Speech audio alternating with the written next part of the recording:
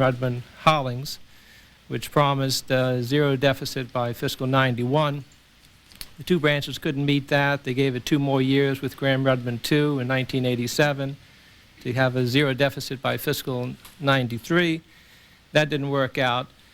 And then we ended up with the Budget and Enforcement Act of 1990, which got a lot of fanfare about controlling spending and deficits. But if you look at the 5 years that will come from the BEA of 1990, the total federal deficit for those 5 years will be about $1.5 trillion, about $300 billion a year. Now the Clinton budget is supposed to get deficits and spending under control, but even under those budgets sent up by the administration, you're talking about, I think, for the next 5 years, about $1 trillion, about $200 billion a year. These are phenomenal figures. When President Reagan came in 1981, the debt accumulated from 1789 up to that time, 1781, was $1 trillion. By the time he left office, it was $3 trillion. By the time President Bush left office, it was 4. Under Clinton, it will be 5. Something is phenomenally wrong with the budget process, not something that can be corrected through modest changes. If I have to think of one factor that's wrong about the process and has gotten us into trouble and that can get us out of the trouble, is the lack of presidential leadership. Congressman Obey said that the record shows decade after decade, Congress lives within the aggregates sent up by the president. There's very little change. And if a president sends up a budget that's $200 billion, $300 billion in deficit, there isn't anything within Congress, politically and institutionally, that can correct that. So that as an objective is the target, I think. How do you increase presidential responsibility to get the process started off in the right direction? If it does, then Congress will live within the aggregates and will do what it can do very well, change the priorities. So that's my target. The way I would do that to increase presidential responsibility, to keep a spotlight on him, is to do away with the budget resolution. Now, in my paper, I won't go through it. I give a lot of reasons why I think the budget resolution has undermined presidential responsibility, the very thing that we need for a solution. For many reasons, multiple budgets are very confusing to the public and to the media. If a bill is on the floor and someone says the bill is above budget or below budget, no one has any idea what that means. You don't know if you're talking about the president's budget or the budget resolution. You have no measuring rod. Now, the 1974 Act also made the assumption, which is a reasonable one, that the best process for Congress is one that's comprehensive. That isn't like the pre-1974 process that was criticized for being fragmented and splintered. And it's hard to argue against that. Have a comprehensive process where everything is in one package. The odd thing is, and Mr. Obey said this, and Mr. Bielenson said it as well, is that the results, if we're interested in results, were better before 1974 than they have been after 1974 with an undoubtedly elegant process. We have many examples in the past where acting in a comprehensive way is not the most effective tool. Certainly, we don't have comprehensive tariff bills as we used to throughout the 20s until they became too embarrassing for Congress. I want to spend the last few minutes on what would life be like without budget resolutions. I think there's a lot of unease about it. People would be afraid without budget resolutions you would lose control. One of the objections is that without budget resolutions, without having points of order, without having allocations, without having money distributed by the budget resolutions, that you'd have runaway spending. I thought some of the testimony was very interesting a couple of years ago by Rudy Penner, a former CBO director. He said very interestingly that before 1974, the budget process was not very centralized, it was not organized, it was not sophisticated, and yet the results were better. And I think there is always a danger when you go from a decentralized process, which requires leadership, which requires presidential leadership, which requires internal leadership in both houses, and go to a centralized, coordinated process, that you take away what you need most from the House and the Senate and the President, and that's leadership and being able to take the heat. There's concern about enforcement mechanisms, that if you didn't have a budget resolution, would there be any way to maintain control the way we have it now? Well, the fact is we maintained control before 1974, and we did know the figures. I was here before, I came in 1970. We had no budget resolutions, and people had scorekeeping reports. You knew exactly what the President sent up. You knew where each bill was when it came out of committee as to whether it was within the President's budget or not. So there are ways to have control without budget resolutions, and they are political checks and political leadership. The third objection raised is that budget resolutions are convenient, and they are. They're very convenient for making a decision and telling the appropriation committees and entitlement committees how much they're going to get, and eventually how you spread it out among the 13 appropriation subcommittees. Very convenient. But if the result of that process, no matter how convenient it is internally to Congress, is a catastrophe for the nation, you have to think twice about it. And I think that's where we are, and we're not going to get out of it. The changes I would make would simply be to abolish the budget resolution, put heat on the President, put heat on members of Congress. The CBO would remain in place to do the work it has to do. The budget committees would remain in place to do work that they have to do, work that cannot be done by single committees. Issues that cut across jurisdiction, particularly entitlements and reconciliation bills and credit policy. So I will stop with that, Mr. Chairman. Thank you, Mr. Fisher. Mr. Pound. Mr. Chairman, members of the committee, thank you for the opportunity to talk a little bit about the state experience and how it might affect what you're doing here. I do that with some trepidation, recognizing that there are the members of the committee a wealth of experience in the state legislative budget process. I think there are significant differences that I was asked to comment on in the state process, and that is that the states operate primarily under the balanced budget requirement, though as Congressman Obey pointed out earlier this afternoon, there are some ways that can be evaded. But the practice of having to meet a revenue target, an expenditure target, in the states colors the whole state legislative budget process in a way, I think, that does not precisely parallel that of the United States Congress. The fact is that while states in recent years have found ways to overspend, if we might put it, or to defer expenditures from year to year, primarily by going to capital budgeting, a subject that I know that has been discussed for the United States Congress, and by bonding for some activities like that. The truth of the matter is it is not growing very much in the states. The reality is the states do live within an expenditure target, again having taken capital budgeting in many states off in a way that the United States Congress does not have to do.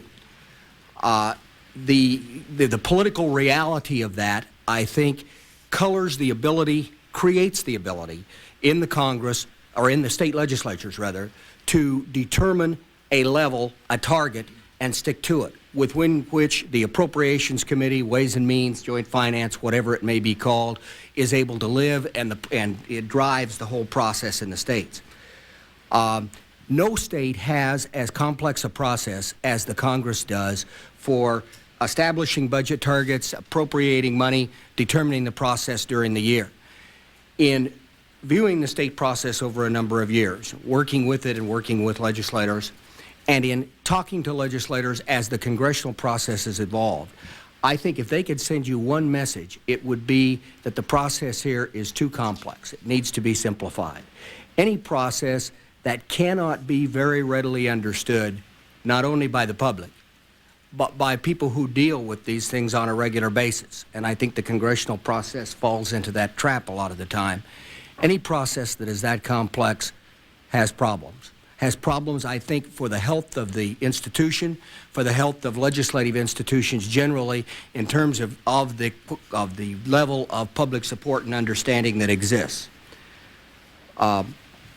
States vary widely, of course, in their practices in terms of the way committees are structured. We have about 15 or 16 states that operate with a joint budget process in some way. They vary widely in terms of the numbers of people who serve on committees, as Congressman Obey knows, and again, Mr. Allard.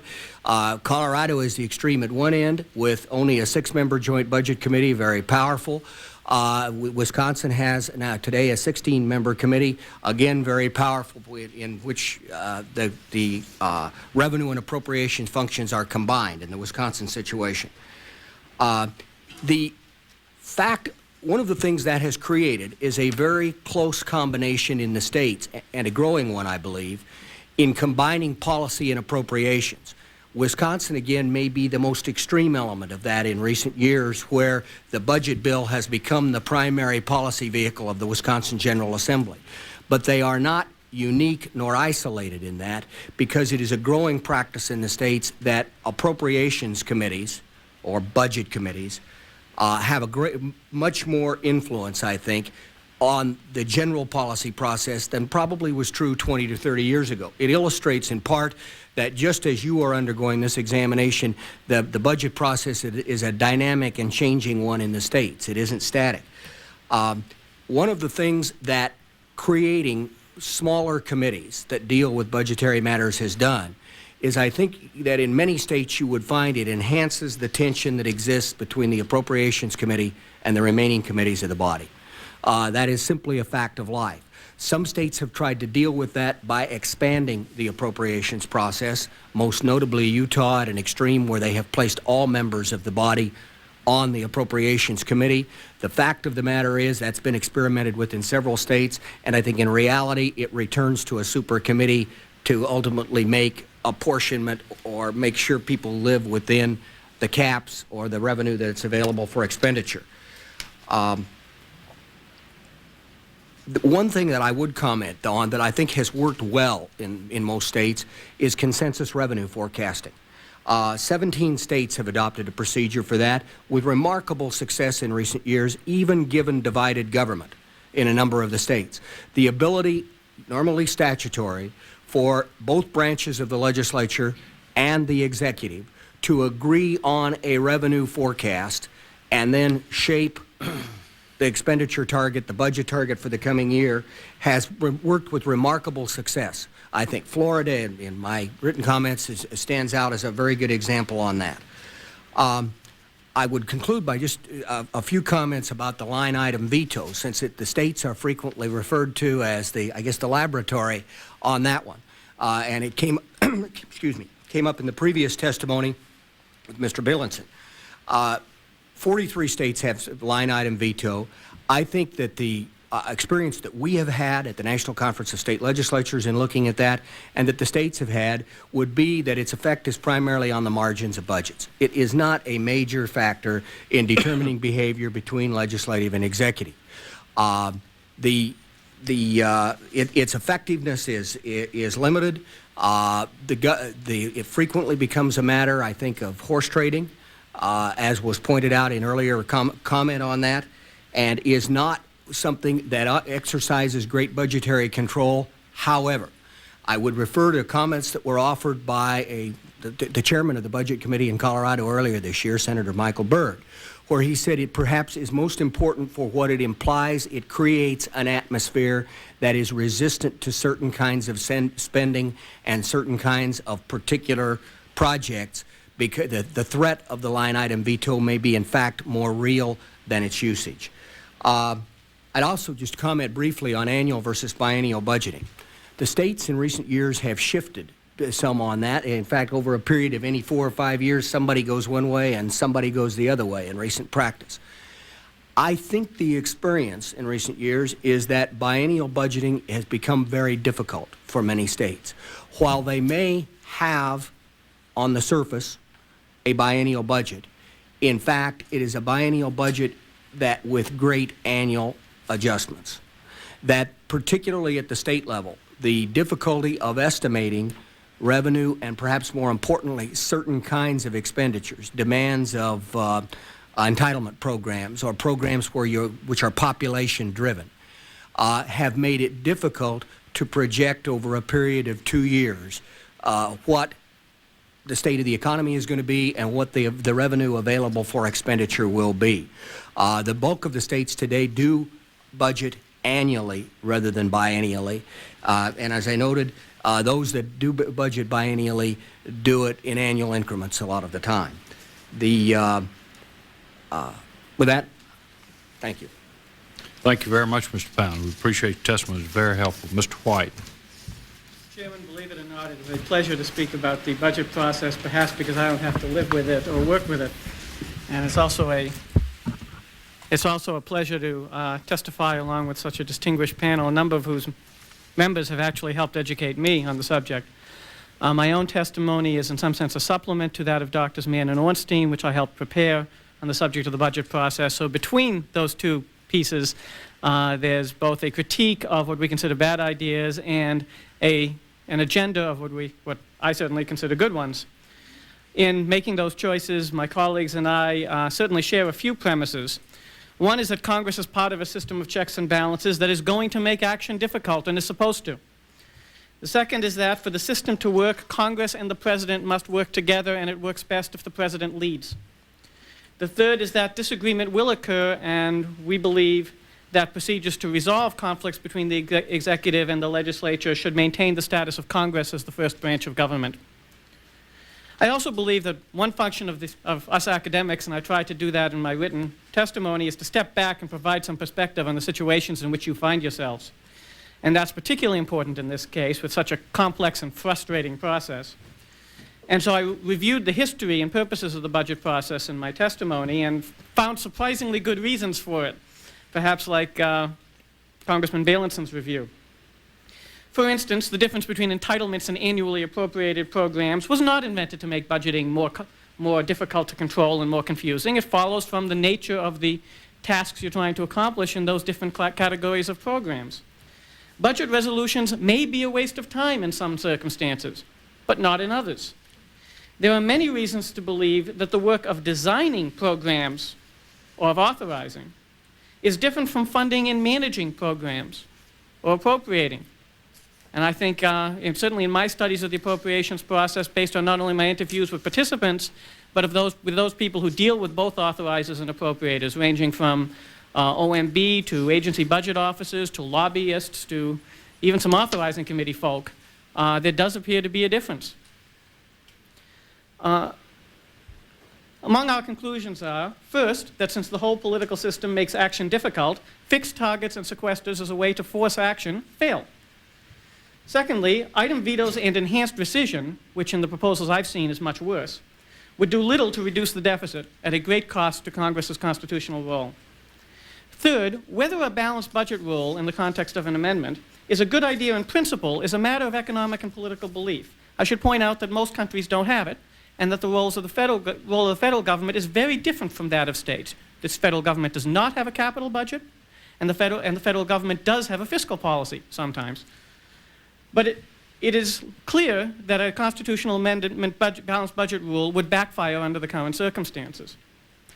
And my analysis of the job performed by the appropriations committees explains why both I and Drs. Mann and Ornstein argued that authorizing committees' resentments of appropriators should best be addressed by making passage of legislation easier, not by changing jurisdictions. But this does not mean that no reform is possible or useful, just that reforms must work with the system, or at least not against it. Authorizers could be helped by changes in the budget schedule, such as an understanding that appropriations not reach the House floor before June 1st, and encouragement from the leadership to get the authorizers to move before then. There is no great need to move appropriations any earlier than June 1st.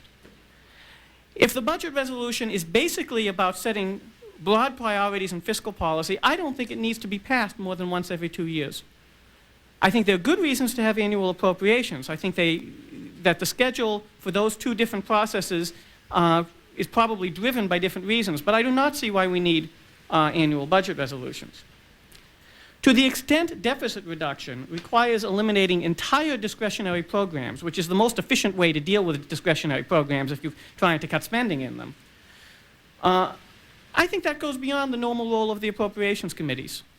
And I think, therefore, Congress should be willing to extend reconciliation to discretionary programs, which would allow authorizers, not appropriators, to make the decisions to find the cuts there. I also think, and here I agree with Dr. Fisher very strongly, that to reduce the deficit, presidents must be encouraged to be more responsible. That is not a matter necessarily of giving them more authority, but federal budgeting works best when the president makes proposals to which Congress must respond, but on which it is free to work its will. The reason the president is helpful is very simple. If the president makes the first proposal, makes a set of proposals, then Congress can do two things to the proposals. The ones that it accepts, it can share blame with the president for. It can say, this is the president's idea, don't blame us. The ones that it rejects, well, then it replaces, and whoever it cuts in the replacement is mad at them, but whoever they protected is happy with Congress. So a presidential proposal first allows Congress to gain a little credit and share some blame. Whereas if Congress goes first, it gets all the pain. So it's very useful to Congress to have an honest presidential proposal. The idea, and I line out some procedures for doing this, is to create a situation in which the president does make an honest proposal. The problem is that while in general the old process without a budget resolution did that, its failure was that sometimes the president and Congress are going to have different fiscal policy priorities. They are going to want to set different standards. And the reason the budget resolution process was created was not mainly to prevent deficits, but to enable Congress to articulate a fiscal policy back in those days when we had one. If you have deficits of 5 or 4% of GDP, everybody thinks the deficit should go down, and therefore it's important to get the president to lead, and the current process backfires. But under circumstances, you might want something like a budget resolution. So those are a large part of the positive agenda here. I'd like to end by asking you to consider a distinction in your reform efforts in general that I have found useful in thinking about both the appropriations process in particular and congressional reform in general, because the objects of reform can be very different from proposal to proposal. In my work on the appropriations process in particular, I have been struck by two different worldviews about Congress, views that I call policymaking and legislative life. Policymaking evaluates the actions of Congress in terms of how they change the world outside. Legislative life is a viewpoint in terms of how it feels to be within Congress. And I think they're very different. A complicated budget process, for example, may produce better policy, but much more tired and perplexed and frustrated legislators. The dimensions can also be confused. I would argue that in the current era of tight budgets, the appropriations committees have seemed to other members of Congress to become much more powerful. And there are some reasons for that. But as an outsider interested in policy, it seems to me that appropriators, in fact, have less influence on the world, because they've got less money to play with, than they did in the 1970s, whereas most people in Congress think the appropriators have gotten more powerful. There's a big difference between the relationships among members and the ability to affect the world. And most people outside don't care all that much about the relations among members. Similarly, there's a lot of resentment of the budget and appropriations committees because by the structure of the budget process, they are the bringers of the bad news. They're what members see in legislative life. But it's important to realize that the troubles of authorizing committees, for example, are due far more to general policy conditions, to divided government and a lack of money, than to incursions by other committees. Everyday life in Congress causes people to think in terms of the internal institutions, but they are less important than the broad policy environment. Finally, I think there's a third dimension of reform, and I'm afraid I can't offer you much hope about that. The third dimension of reform is the legitimacy of Congress. Policymaking can affect legitimacy, because if policy works, the public is happier than if it does not work. But there are many problems that we don't know how to solve, and general economic conditions, which matter most, have little to do with congressional procedure. Legislative life does affect legitimacy. If procedures create delays that are mocked in the press, or one group of members attacks the institution out of bitterness about its treatment, That's one of the reasons that Drs. Mann and Ornstein suggested some things to make life easier for the House minority. But attacking Congress is nothing new. Members ran for Congress by running against Congress, as Professor Richard Fenno put it, long before the current ill feeling between House Republicans and House Democrats. Nor can your choices do much about the proliferation of alternative modes of negative mobilization of opinion, such as direct mail and talk radio, that provide the vehicles for the term limit campaign. So in short, you cannot do much about legitimacy. You can adopt your proposals to try to somewhat improve policymaking and legislative life, and that can only help in the long run. Mr. White, thank you very much. Mr. Allard. Thank you, Mr. Chairman. I'd like to welcome all of you here this afternoon. Appreciate all of your comments. Mr. Pound, in reading over your prepared comments, it seems as though the states have more in common with each other than what the federal government has with the states, particularly when you look at the balanced budget amendment and the line item veto. If we had a balanced budget amendment, I am a proponent of the balanced budget amendment and the line item veto both because as a state legislator, I worked under that and I felt that they did help create more accountability and made the system more responsive and better. But if we did have a balanced budget amendment for Congress to have to comply with, do you think then that the state procedures would be more applicable to Congress? Quite likely they would. It would bring Congress more into, it would make it more like the situation which faces state legislatures, but it does beg the question of fiscal policy, I think, that's been touched on by others here. It would also, I think, a balanced budget amendment have an effect on the states in another way, in the sense that it could possibly create a situation that would affect state budgeting in some ways if there were a transfer of expenditures to the states even greater than has occurred to some extent in the last 20 years or so. Yeah.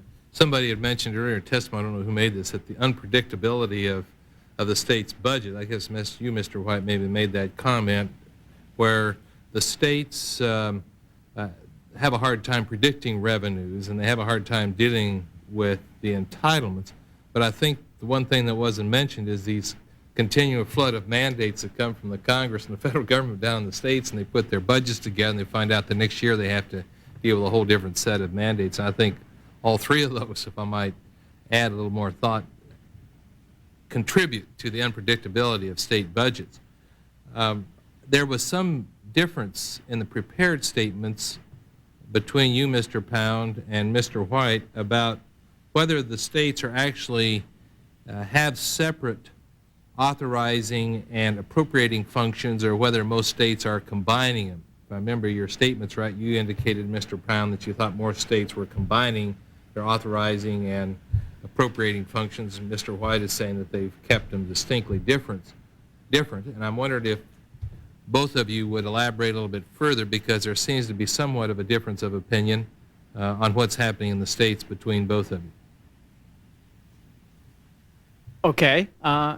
The point that I was largely trying to make is that the historic distinction between authorizations and appropriations is not something that was dreamed up to make life more complicated for Congress, but has existed since 1789, was in fact taken from state governments, and that to the extent that it is, I would say that to the extent that it's eroding now, it's eroding in a direction I don't much like, which is further subordination, some subordination of the authorizing process to the appropriations process, in a context where most of the proposals have not been Mr. Bell's proposal to abolish the entire authorizing process and make one giant appropriations committee, but where the proposals have been to abolish the appropriations committee. I think it's important to remember the different jobs that are in fact done.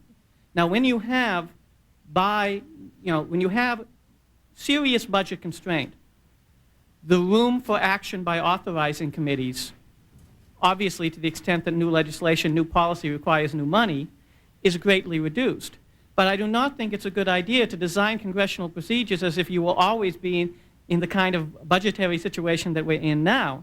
I think that the ability of the federal government to concentrate all its decisions in the way that some state governments do is much less, because the federal government is more complicated. And I think that I would be very leery about having, say, the Appropriations Committee writing the hard rock mining law or crime bill or new bankruptcy law. If nothing else, the requirements of being a staff and of the work that staff do in these two processes are very, very different, and it's hard to imagine people shifting back and forth between those roles. Go ahead, Mr. Pound. If I might respond, I don't think there is as much difference as it might have appeared between our testimony. The authorization process in the states historically, I agree, began that way and has been distinct. I think there is a melding of it occurring, though, in a number of the states with some of the difficulties that Mr. White just pointed out, of the Appropriations Committee becoming almost a super legislating committee, where other types of substantive legislation, in fact, sometimes quite significant legislation, a rewrite of the School Finance Act or any number of other things, may occur through the appropriations bill rather than, as might have taken place 20 or 30 years ago, through the Judiciary Committee or the Education Committee or that. And my own observation would be that is not necessarily a healthy trend in that direction. Mr. Bell, you've indicated support for Senator Kassebaum's proposal to do away with the appropriating committees, and I thought maybe I'd give you an opportunity to talk about this subject. I don't think you should do away with the Appropriations Committee. I think that Senator Kassebaum's idea, as a strategic idea of expanding the time in which members have to work is good, but let me throw out a couple of little warnings to you. That I don't like to lecture people who are my superiors in intelligence and experience, but We're sitting on the same level here. if So you'll let me just pontificate for a second. Number one, most of the world I've dealt with, whether it's universities, the media, now at a big transnational company, or at Congress, were very messy places. The best places I worked at were the messiest.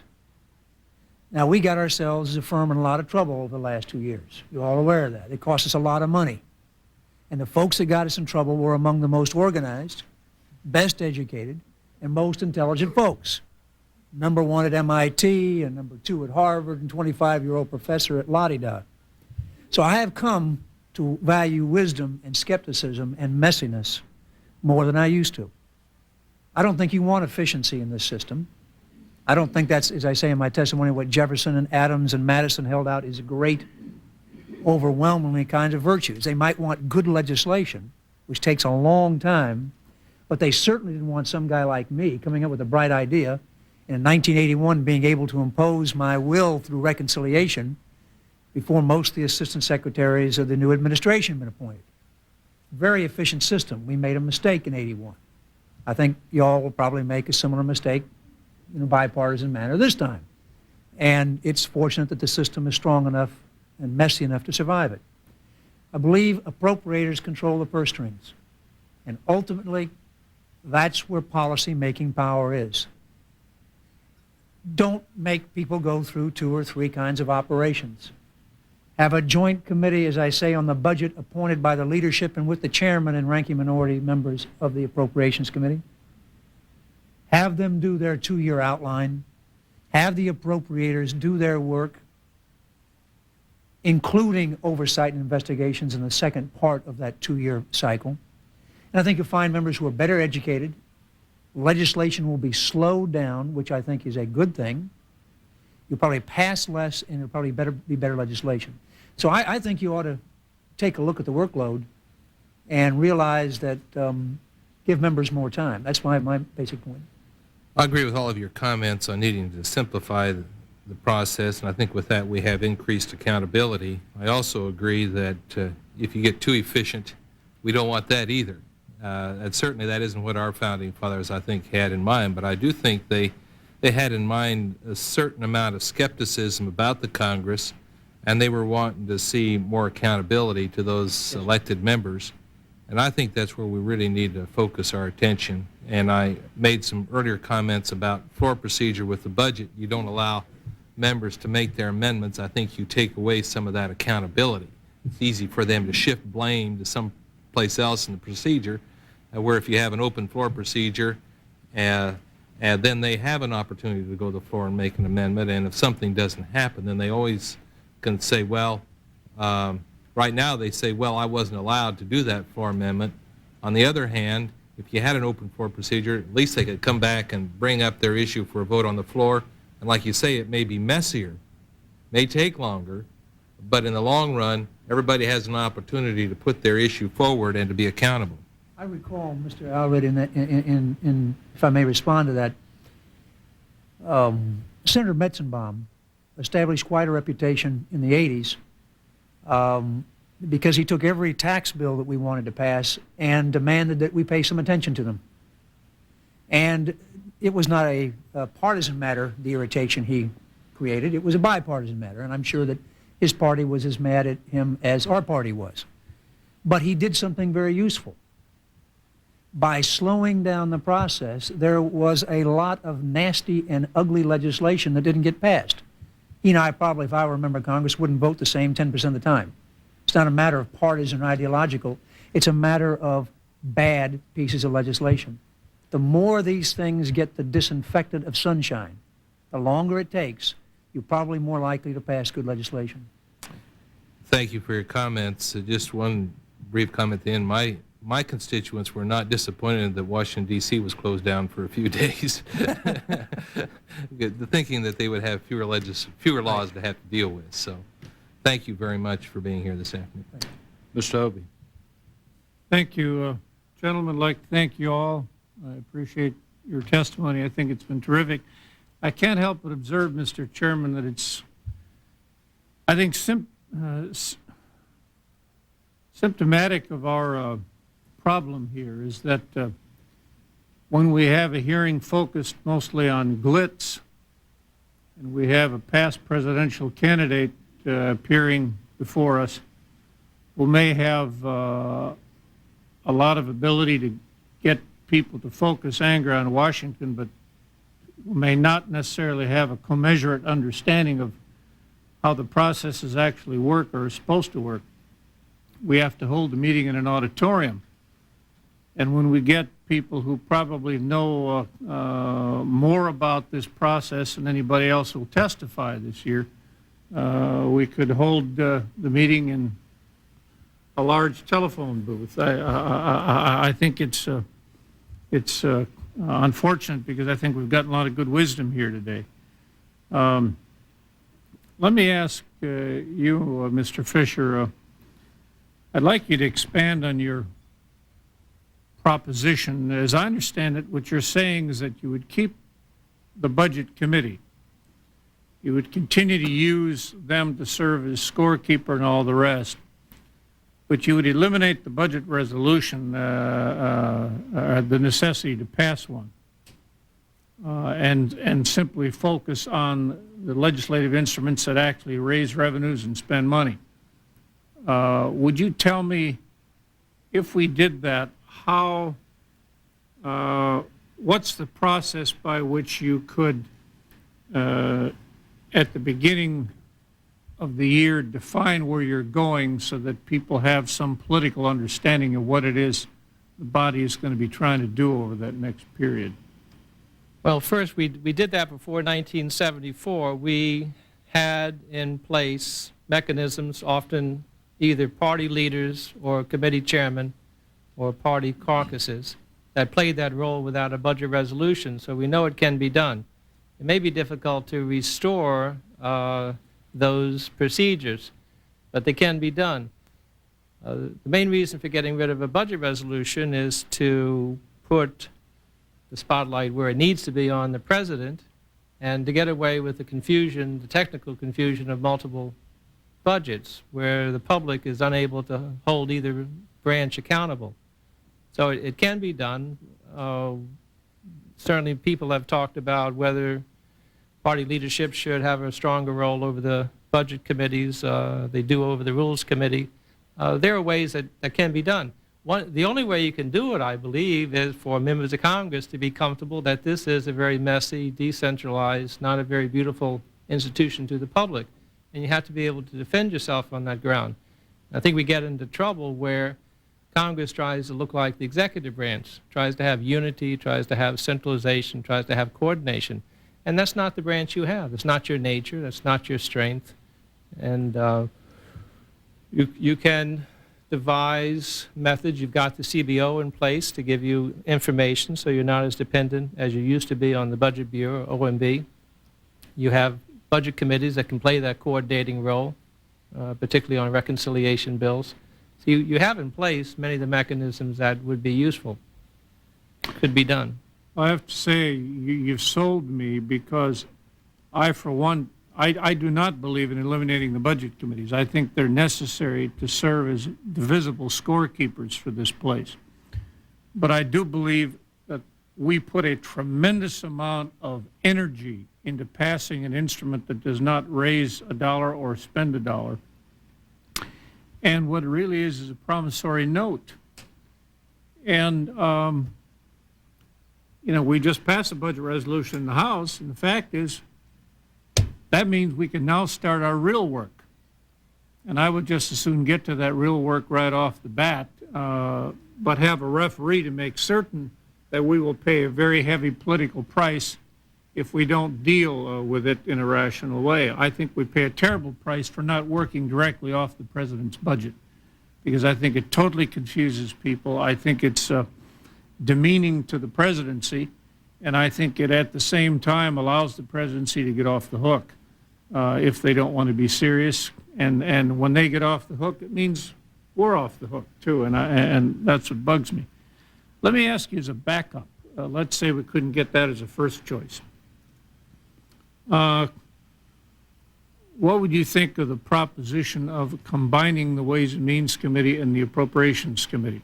My experience, sir, when we dealt in Wisconsin with the Joint Finance Committee, I served as vice chairman of that committee, and I really ran it for the speaker. And what enforced the fiscal discipline there was simply the fact that you had the same committee doing the spending that had to do the taxing. And I deeply believe if you have that, you have a much greater pressure to hold spending down.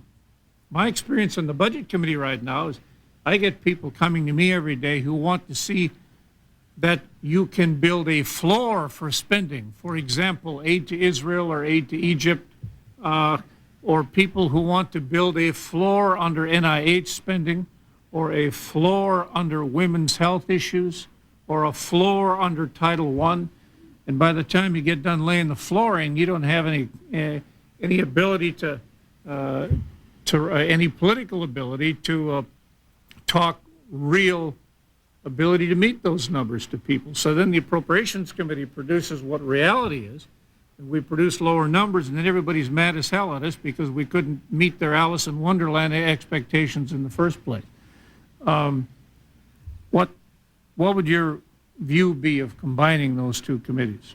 Well, if you combine them logically and rationally, you'd have a better system. My concern would be it would be a better system in the short run, because historically, over 2 centuries, the pattern in Congress, particularly the House, is that every time you centralize, whether in the Ways and Means Committee before Civil War or in the Appropriations Committee in 1920, that's not tolerated very long, and there is a political pressure to disperse, either by allowing authorization committees to appropriate or by allowing them to have backdoors. So I think there is a need in the House and the Senate to disperse power, to give more members opportunity to participate. I don't know if you would combine appropriations and Ways and Means, or whether you would keep all the members on those 2 committees. Sounds like a large committee, whether you would, over time, reduce it. Certainly those are the key committees, and there has to be something done, either your proposal or something like it, to coordinate and bring Ways and Means into the picture. They don't bear the burden that they should in deficit reduction. I mean, I guess one of the troubling things I find is that I really believe that before the early 80s, while a lot was partisan around here, often process was not. I mean, Bill Steiger and I, for instance, testified for the same proposal when we testified for the Rules Committee when we passed the original Budget Act. We proposed trying to do the Wisconsin model, at least with respect to the Joint Finance Committee. Let me ask you about a third proposition. Let's say we couldn't get the first choice, which in my view is yours. Let's say we couldn't get the second choice, which is combining the committees. What if, as a third proposition, because I really do believe that the real bottleneck, the real centralization is already there. It's in Ways and Means. I don't care if you look at taxes, if you look at trade, if you look at unemployment comp, you name it, it goes through Ways and Means. It's a tremendous bottleneck. But if we chose not to deal with that, what if you were to simply go to a 2-year budget resolution and accompany that by changes in the nature of the Budget Committee so that the Budget Committee would be composed of the chair and ranking Republicans of every committee with direct spending authority, and then you filled out the ratio with members from authorizing committees, and then simply required the leadership to also serve on that budget committee, so that it was a leadership committee that gave you a general view of where you were going, but then got out of the way for 2 years, so you wouldn't have to go through the process twice. Do you think that would? I think that's a healthy process to go. I don't think we have to pass budget resolutions every year. I think every other year is manageable. And to bring the leadership in and to bring Ways and Means, the tax side in, is what we have to do. Anybody else? Chairman, I testify in support of those today. When you have the debate between discretionary appropriations and entitlements, the only time that debate really occurs in a confrontational way is inside the budget committees.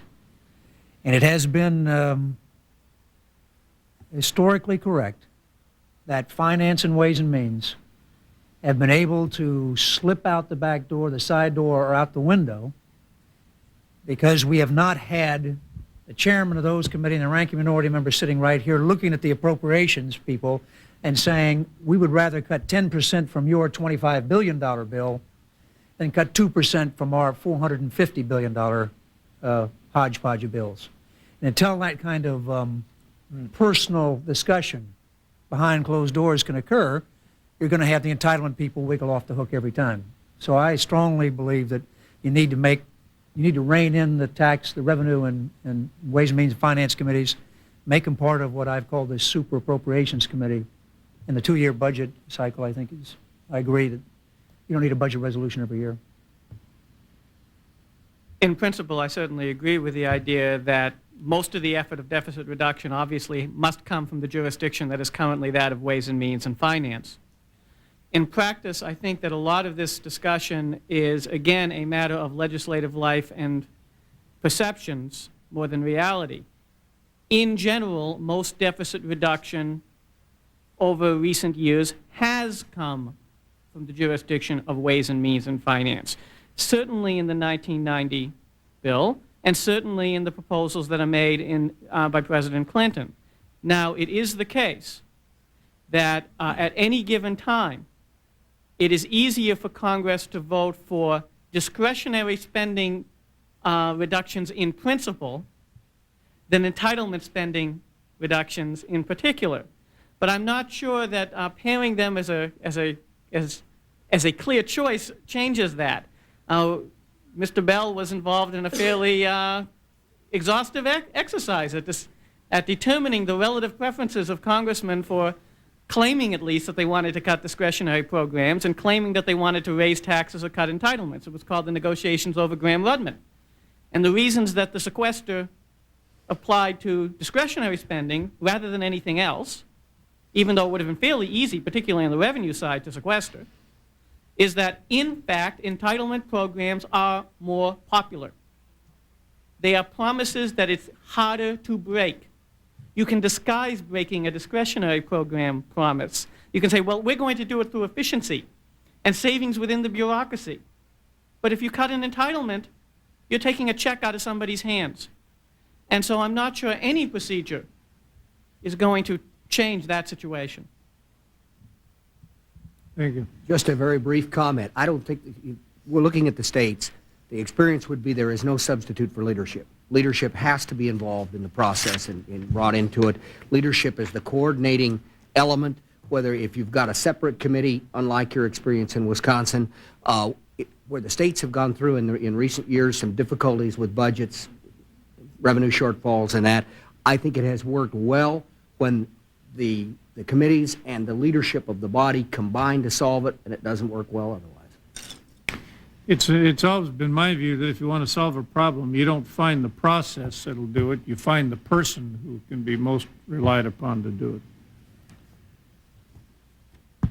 May I make one comment on the state model of idea that the states may, with a balanced budget amendment, the national level be a better model. About 6, 7 years ago, I helped the House Rules Committee on a study as to whether the states were a good model in the item veto. And some of the things should be obvious to us, that at the state level, appropriation bills are itemized. The governor can look down and see $2,000, $2,500. We don't itemize appropriation bills in Congress.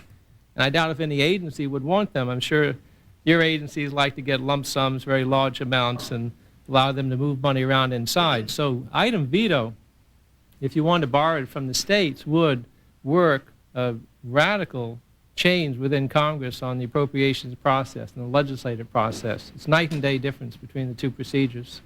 I don't think people understand, Mr. Chairman, that when we appropriate, for instance, let's say when my subcommittee on foreign affairs appropriates, what happens is the administration sends up a very general document.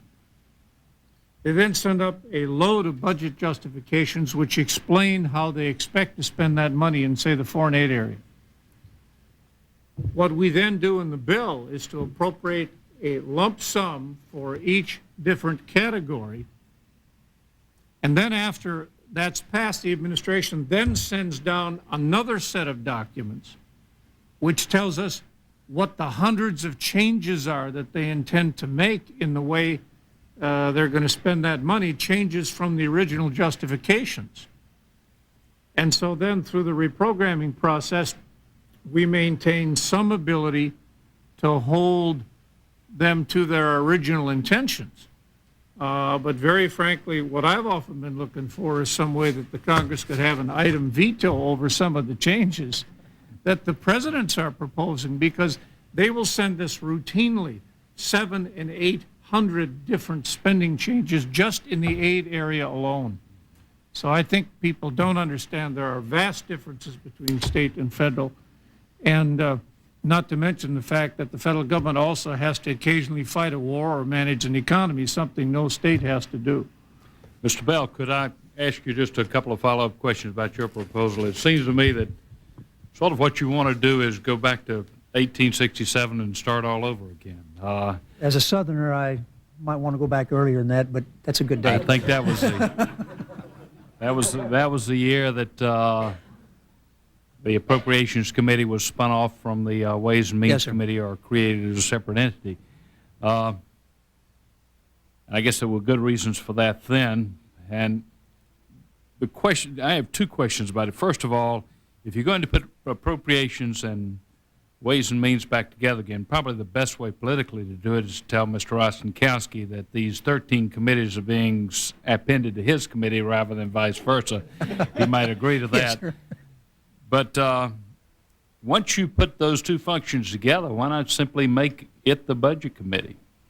Make the subcommittee chairman the Budget Committee, and maybe a few more leadership members. Why have a Budget Committee? You've got the function there vested in that one mega committee. I've thought a bit about that.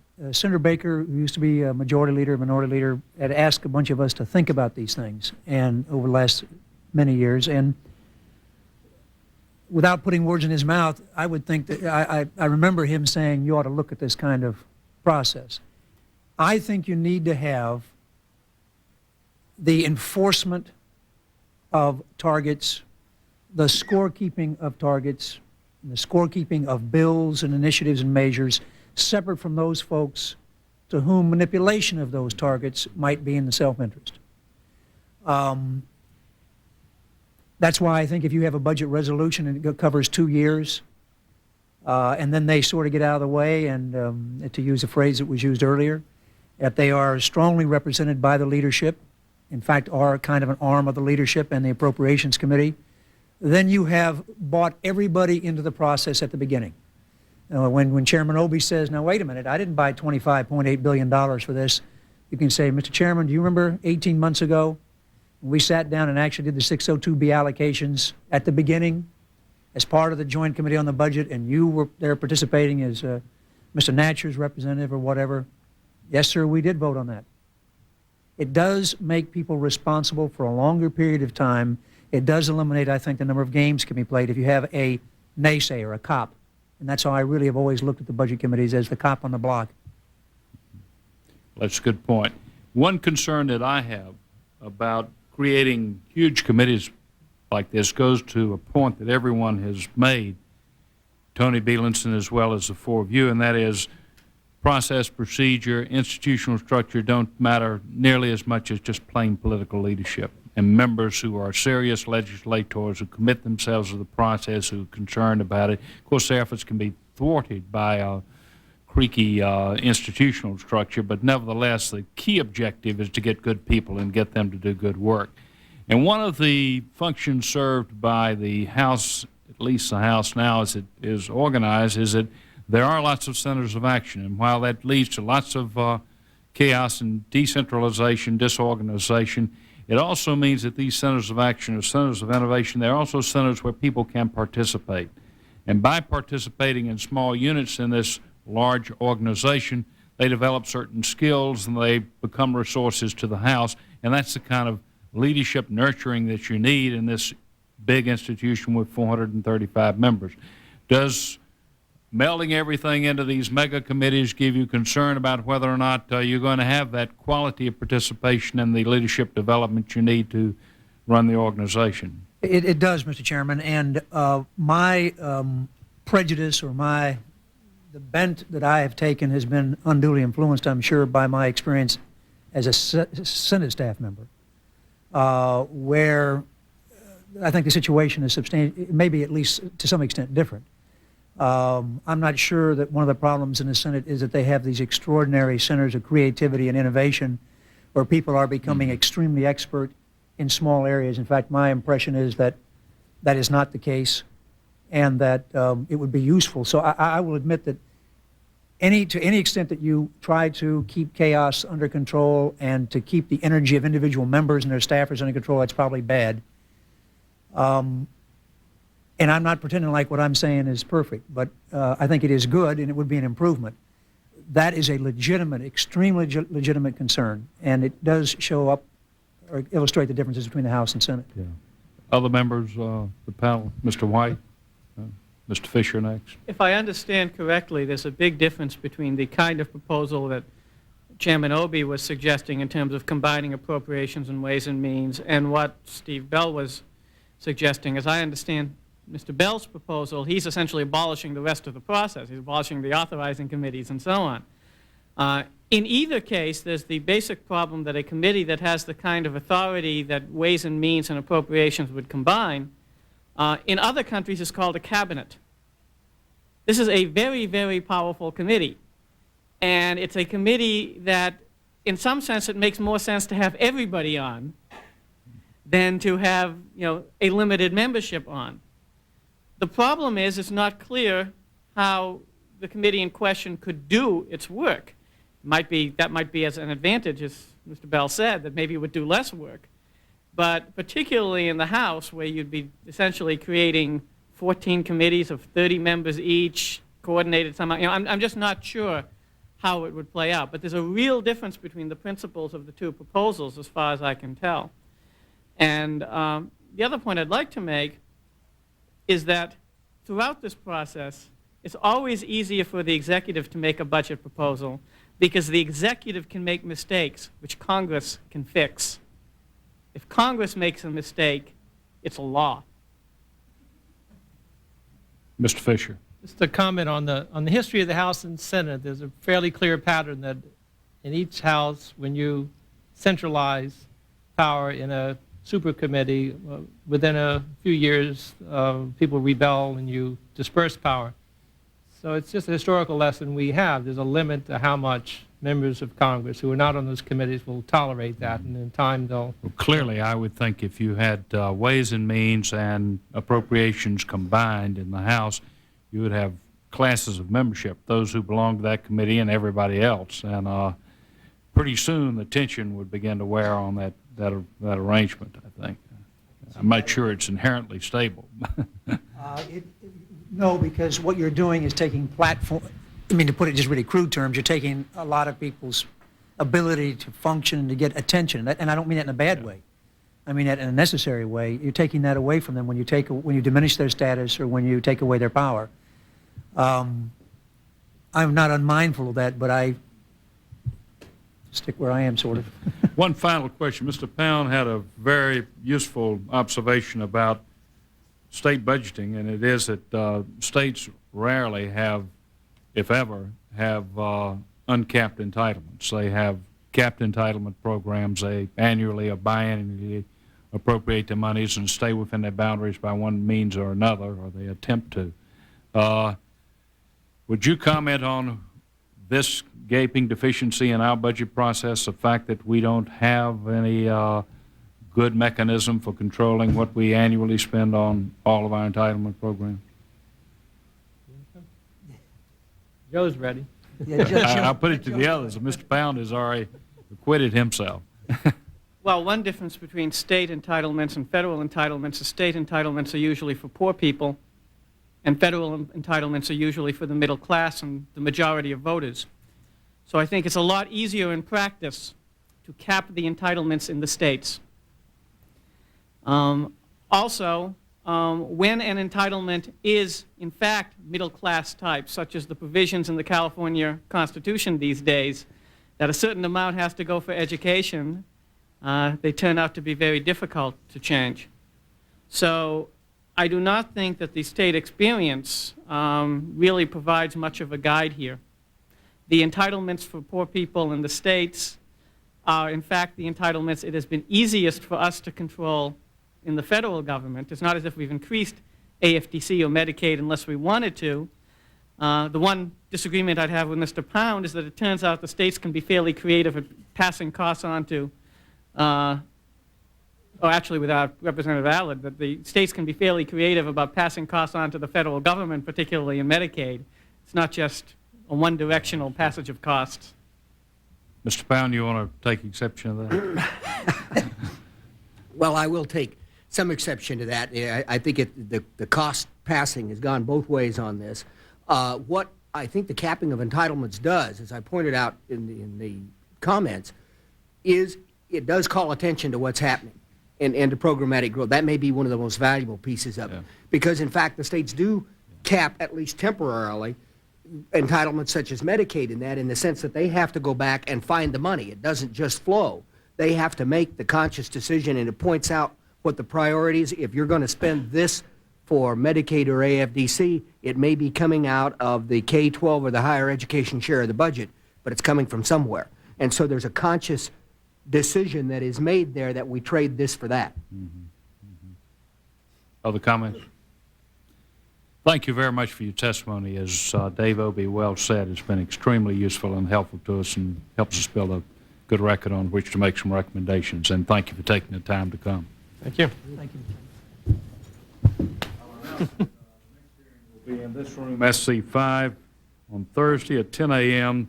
The witnesses will be Senator Ford, Senator Domenici, Representative Sabo, and Representative Kasich, and the topic again will be the budget process.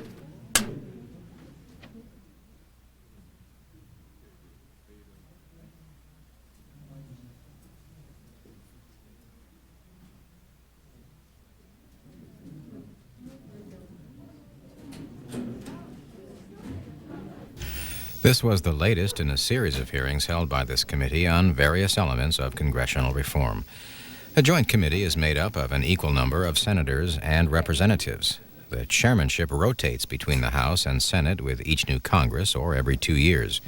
Joint committees cannot draft legislation but can make policy recommendations to the rest of Congress. If you have comments on this hearing, send them to the Joint Committee on the Organization of Congress.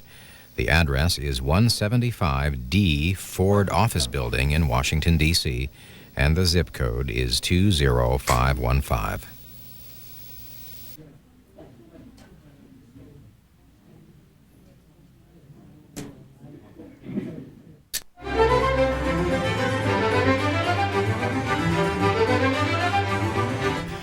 Good morning from Washington, D.C. You're watching C-SPAN 2. We're pausing now to update our schedule over the next few hours, and in just a few moments we're going to show you a panel discussion on U.S.-Israel relations by the American-Israel Public Affairs Committee. Then at 4:05 a.m. Eastern Time, 1:05 a.m. Pacific Time, we've scheduled a news conference by the new Attorney General of the United States, Janet Reno. We'll follow Ms. Reno at 4:40 a.m. in the East, 1:40 a.m. in the West, with a discussion on health care reform, which was sponsored by the National Employee Benefits Institute. And at 6:40 a.m. Eastern Time, 3:40 a.m. Pacific Time, you'll see a hearing held by the House Appropriations Committee on funding for the Commerce Department. The Commerce Secretary, Ron Brown, testified before the panel. And that's a look at our upcoming programming on C-SPAN 2. Leadership of the House of Representatives has announced the standard schedule for the first part of the 103rd session. The House will convene Mondays and Tuesdays at noon Eastern Time, Wednesdays at 2 p.m., and Thursdays and Fridays at 11 a.m. This schedule is always subject to change. The Senate, seen on C-SPAN 2, determines its schedule on a daily basis.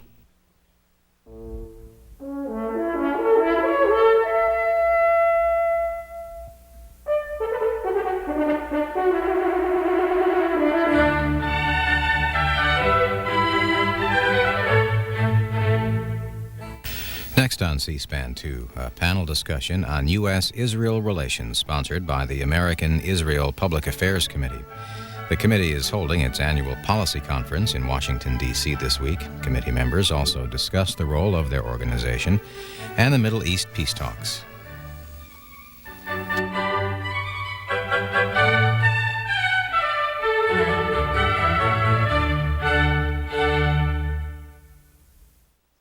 AIPAC would have had the pleasure and privilege of presenting AIPAC's 1993 Light of Leadership Award to Charles Schusterman of Tulsa, Oklahoma at this luncheon.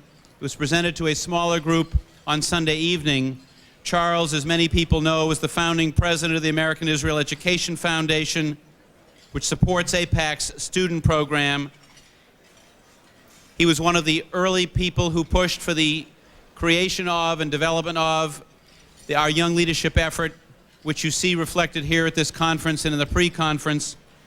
Charles, as many of you heard, introduced Senator Nichols last night. Unfortunately, early yesterday evening, Charles' mother passed away, and so he and his family have gone back to Tulsa. So we won't present the award formally to him, but I know that Charles and his entire family have our sympathy on his mother's passing.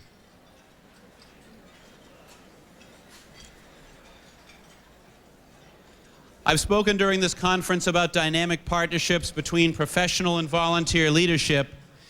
One of the most exciting partnerships that we have here at AIPAC, as well as do 47 other American Jewish organizations, is the partnership we have with the Conference of Presidents of major American Jewish organizations. And I have the pleasure today of introducing an individual who is distinguished and respected both in the business world and in the charitable world. Lester Pollack is a general partner of Lazard Frères and Company, one of New York's premier investment banking firms.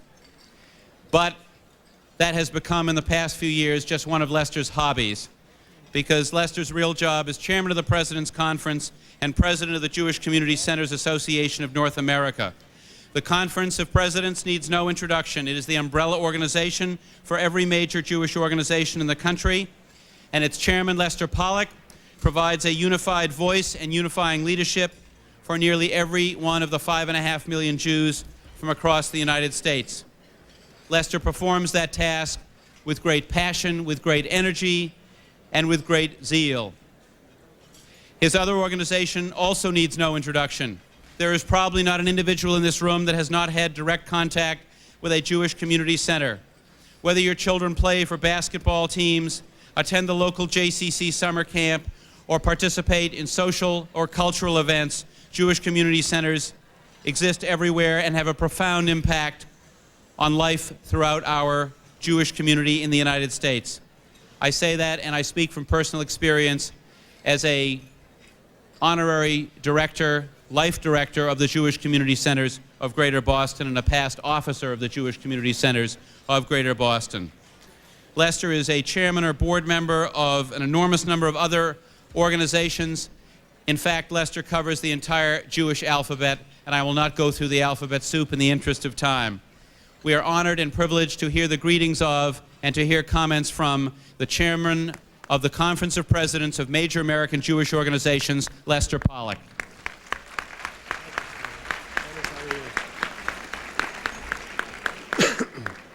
Thank you, Stephen.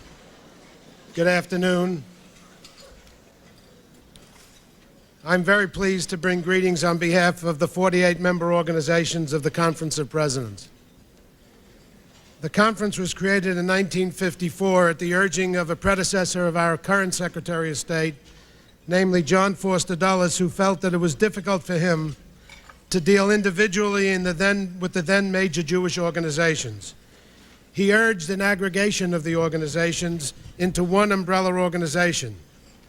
He may have been quite prescient because in 1954 there were only 12 organizations, and, at least as of today, we have 48 organizations. I'm not sure he saw or would have appreciated the strength that was created by the aggregation of the organized Jewish community's voice into one umbrella organization, devoted to fostering and strengthening the relationship and partnership and friendship between Israel and the United States. I echo Steve's comments with respect to the relationship between AIPAC and the Conference of Presidents.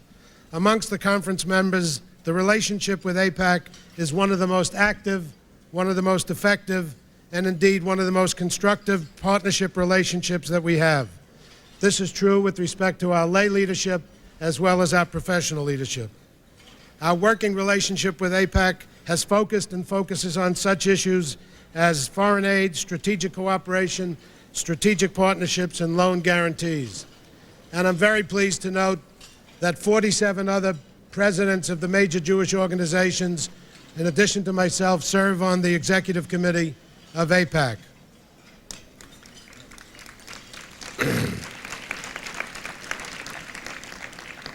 I want to briefly comment on two operative words, namely complacency and challenge. You will remember that last night Ambassador Rabinovich cautioned us against complacency. Well, we've just completed an incredible new period in the relationship between Israel and our country, and you heard that from the lips of the Secretary of State.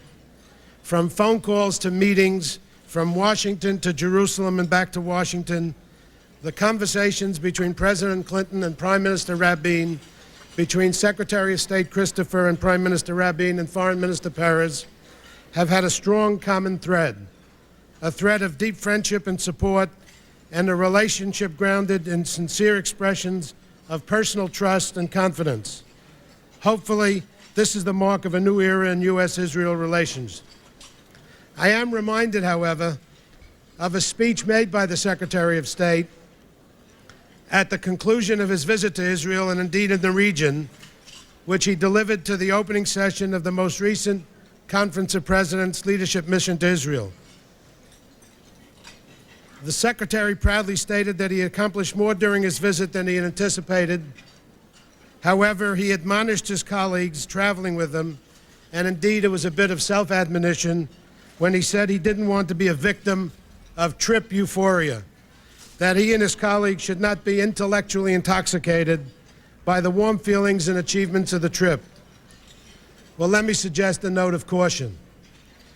I say that in the light of the Prime Minister's meetings in Washington, and in the light of the President and Secretary of State's recent statements, even in light of the fabulous speeches last night by Senators Mikulski and Nichols, we, and I mean the Conference of Presidents, and I mean AIPAC, and I mean the entire Jewish community, there is a danger of becoming complacent.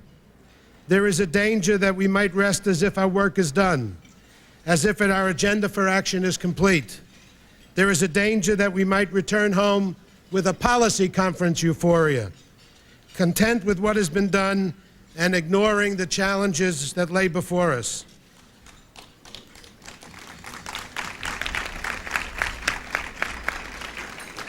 The challenges ahead are great and critical.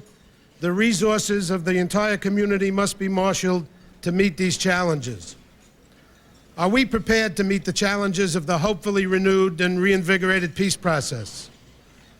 We should be prepared to meet the challenge of measuring and understanding the problems and risks of peace. We should be prepared to meet the challenge to see and seize the opportunities and benefits of peace. We should be prepared to meet the challenge to support the peace process by assisting in making the peace warm and meaningful, by facilitating trade and commerce between Israel and its neighbors, by promoting regional economic development in areas such as agriculture, energy, transportation, communication, and tourism, by promoting foreign investment from all parts of the world, and particularly the United States, as the Secretary said, in the belief that economic development promotes economic stability. And economic stability will give the people in the region the direct benefits of peace by providing food, shelter, clothing, and most importantly, jobs. I say to you that economic stability is the best antidote to the disease of terrorism.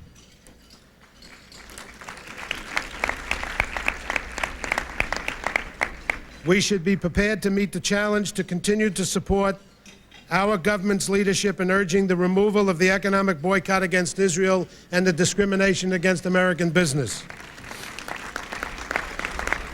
The statement made by the Secretary of State only evidences his exercise of moral leadership in that area, and he has assured us that he will continue to make that a major priority in his agenda in dealing with the peace process.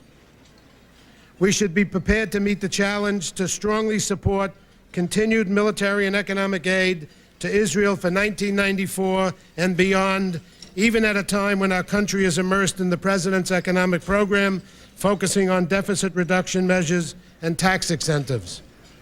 We should be prepared to meet the challenge to advocate Israel's critical need for foreign aid in order to fortify Israel's economy and its recovery, in order to support the peace process, in order to boost Israel's preparedness for security, and in order to enhance its absorption policy. Israel is this country's friendly, reliable, and democratic ally in the region, and we should be prepared to advocate its needs as a linchpin of our own country's foreign policy goals. We should be prepared to meet the challenge of educating the American Jewish community, indeed the entire American community at large, and in educating our public officials of the terrible threat to Israel, to Egypt, to the Middle East, indeed to the world, of the extremist organizations such as Hamas and the Islamic Jihad, supported and sponsored by Iran. In light of what is currently tragically going on in Israel, this audience needs no reminder of the work of the terrorists attempting to murder the peace process, acting under the cloak and guise of religion. What needs to be known and what needs to be better communicated is the nature and extent of the terrorist activities in these United States, and more is likely to become known. The World Trade Center episode only began to drive the point home, if you will. The issue, are we prepared to meet the challenge of action in the United Nations just this very day? Notwithstanding the terrorism and murder of children, notwithstanding the murder of individuals, the Arab nations have asked the Security Council for a session to impose sanctions on Israel for their actions in the territories. This is not an action of sympathy. This is not an action of sensitivity. This is an action of antagonism. This is an action of adversarial activity. This should only fortify and make us more resolute to protect and fortify Israel's security and Israel's security needs. I'm very pleased to be here on behalf and bring you greetings on behalf of Malcolm Hoenlein, our Executive Vice Chairman, the 48 presidents of the Conference of Major American Jewish Organizations, and to herald the work of AIPAC, not only in our organization, but the community at large. Thank you very much and well done.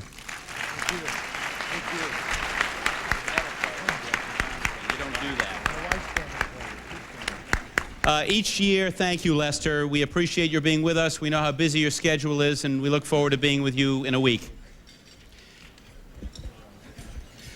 Each year at our concluding plenum, we ask you to approve our annual policy statement. The policy statement was distributed. Copies were on every table yesterday. We hope that those who had some time, we know you all had a great deal of time between lunch yesterday and lunch today, had a chance to read them and study them and commit them to memory. To present the policy statement as he has done so many times in the past, I would like to call on Rabbi Israel Miller. Rabbi Miller is not only a past AIPAC officer, not only is he a spokesperson for Jewish causes at every level for many, many years, but he is also a past chairman of the Conference of Presidents of Major American Jewish Organizations, from which we just had greetings. Ladies and gentlemen, Rabbi Israel Miller. Thank you, Steve. We're approaching Neila, and I know that everyone is anxious, but I did want to say before we get to the statement, on your behalf, thank you to Steve. I think that he has served remarkably as our president and our chairman, and I want to join with you as he applauded the staff in our applauding Steve Grossman.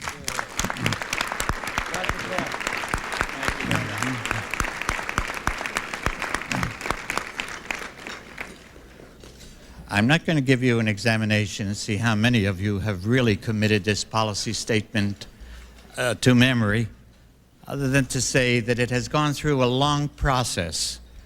We have a committee which has consisted of myself as chairman, Paul Berger, Debbie Kaplan, Bernie White, and we have an excellent staff support from Miriam Kleinman, who is seated here to my left.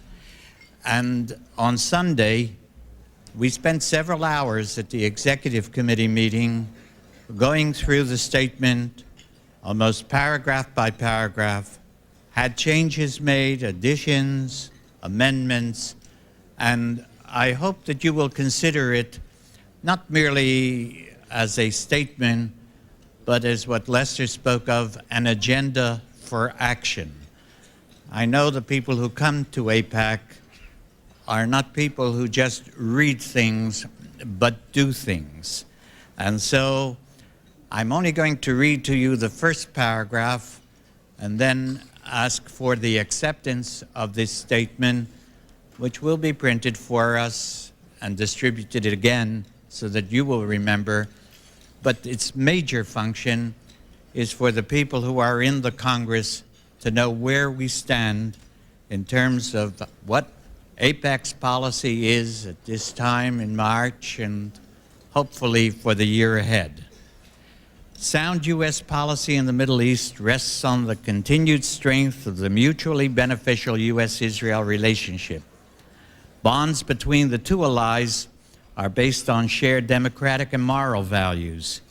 These bonds are enhanced by continued close cooperation and coordination in the search for a regional peace and in the realms of diplomacy, strategic defense cooperation, and economic ties.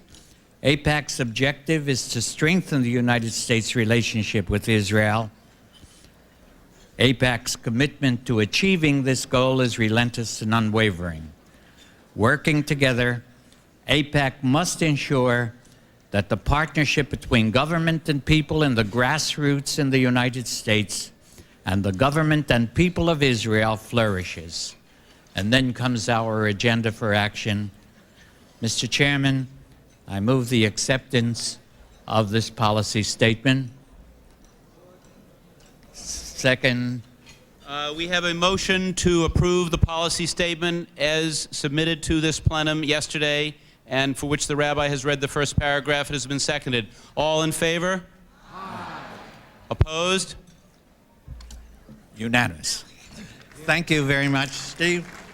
Here it is.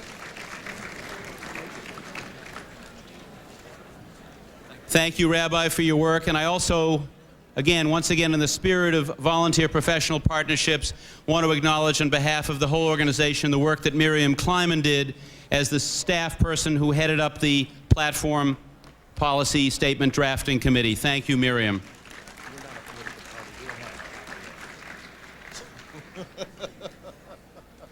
Ladies and gentlemen, I'd now like to introduce our Chairman Emeritus, past President, Chairman of our Strategic Planning Committee, Larry Weinberg from Los Angeles, California.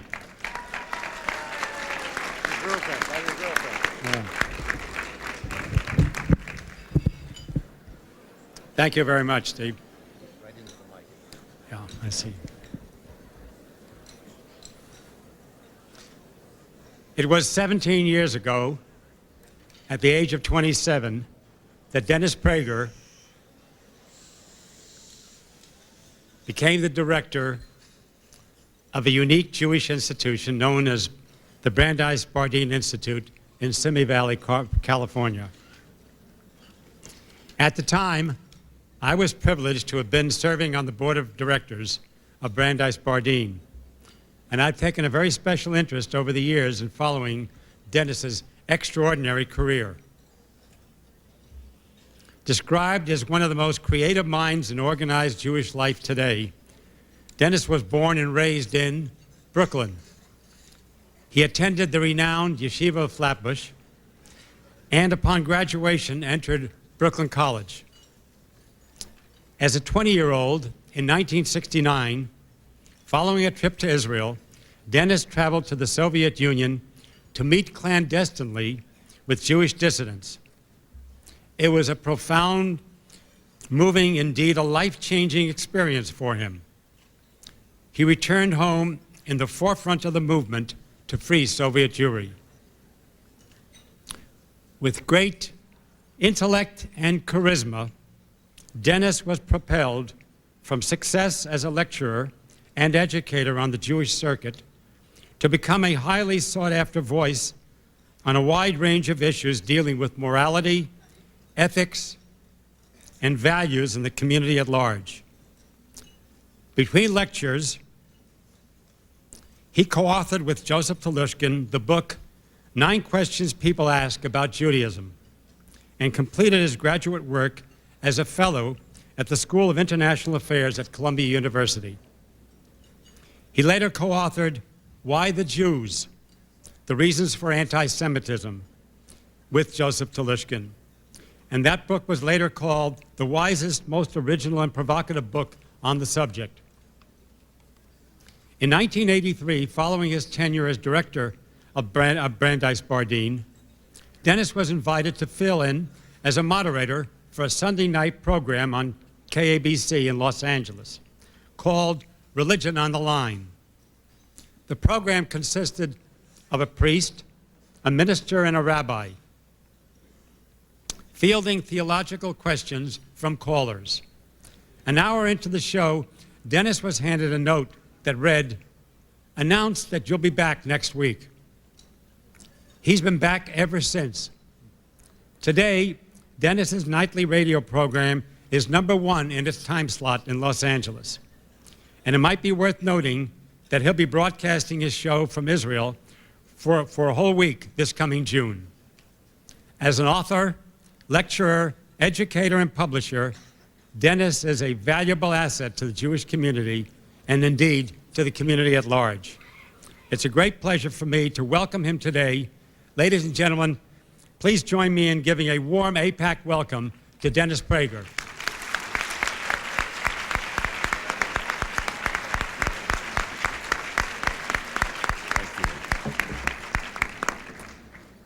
Ladies and gentlemen, esteemed officers of AIPAC, Larry Weinberg, thank you very much. I will just tell you at the outset Whenever I receive such a beautiful introduction, I think of one that I once gave, which I ruined, and I'd like to share with you, especially given the serious nature of my talk. I think it's an appropriate beginning. I actually gave the following introduction to my dear friend and co-author Joseph Telushkin at the opening inaugural ceremony, if you will, before 1,000 people in Southern California about 8 years ago, when our second book, Why the Jews? The Reason for Anti-Semitism, came out. This is exactly what I said. Larry, I didn't have notes because, after all, I know Joseph since high school, since Flatbush, and I got carried away introducing my best friend, and this is exactly what I said. The evening was, he introduced me and I spoke on anti-Semitism, then I introduced him and he spoke on the subject, and this is what I said. Ladies and gentlemen, it is my privilege and pleasure this evening to introduce to you Rabbi Joseph Telushkin. When Joseph Telushkin speaks, he brings Jewish history to life. He brings Jewish thought to life. He brings anti-Semitism to life. Well, you can imagine his joy at being introduced as one whose talks cause pogroms. So Larry, I thought of that, and that is not something I have to overcome with that warm introduction. My only dilemma is trying to say as much as I want to share with you with this august meeting in the time frame that I'm given. I often comment that I studied speaking under Fidel Castro, so the time I'm given makes it very difficult. What do I want to talk to you about? That was my one great dilemma. What do I want to talk to this organization about? You know so well how to make the case for Israel in this great democracy of the United States. I'm not going to tell you how to deal politically. That is your expertise. I want to talk to you about everything outside of Capitol Hill. I want to talk to you about the soul of America and the soul of the Jews, because there is a battle for the soul of America and there is a battle for the soul of the Jews right now. And if we lose that battle, all the great work that you'll ever do here in Washington will come to naught. Ultimately, the battle for Israel is a battle for values. And we have to work on America's values and Jews' values, or it's all lost. I beg you to know that. I think in your gut you do, but that's what I want to talk to you about. And I want to address you as Americans and as Jews, that we are so blessed, so privileged to be both. The older I get, the more I feel that I have two fathers, Abraham and George Washington. I am simply blessed by that fact. And the more I have traveled, now 70 countries, the more I have come to believe in the truth of that. I want to address you first with regard to our Americanness and the battle for the American soul. We Jews have to be a moral and spiritual force in America, not merely a political one. The battle is a moral and spiritual one. Politics, in the final analysis, is the expression of the moral qualities of a country rather than the cause of it. When parents tell me, how can I raise my children to be ethical? Look at the corruption in government. I say they have it backwards. Corruption comes from within. It doesn't come from above. You have to raise good kids. Those good kids will run for office and be good people. That's the way it works. The battle begins in the soul, the heart, and the character of our people. I want to offer you 8 battles. I want to offer you 8 battles, any one of which could be its own lecture, but I need to touch on each of them at least briefly. 8 battles for the American soul, that if we lose, we cannot win any of our moral or political battles, and certainly not one for support for the Jewish state. In no order of importance, but number 1, we have to oppose those who keep knocking America as a morally inferior country. America,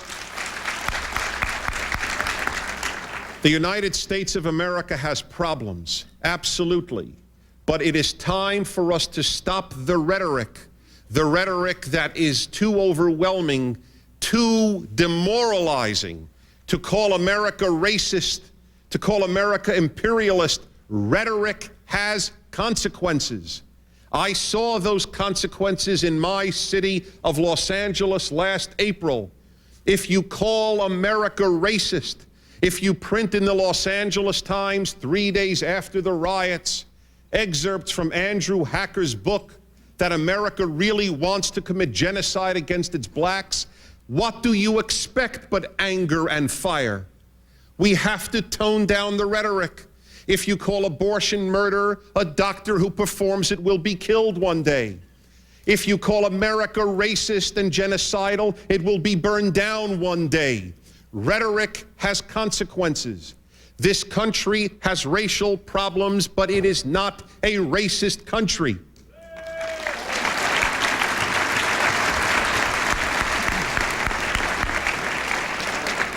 If our country is as bad as it is frequently depicted in the overwrought rhetoric, then nothing it ever does will be seen as moral, and we can make no claim for support for Israel, because our claim, as you just heard from our Secretary of State, I quote, is religious and ethical moral values. Again, fundamental moral values that we share that are exceedingly important.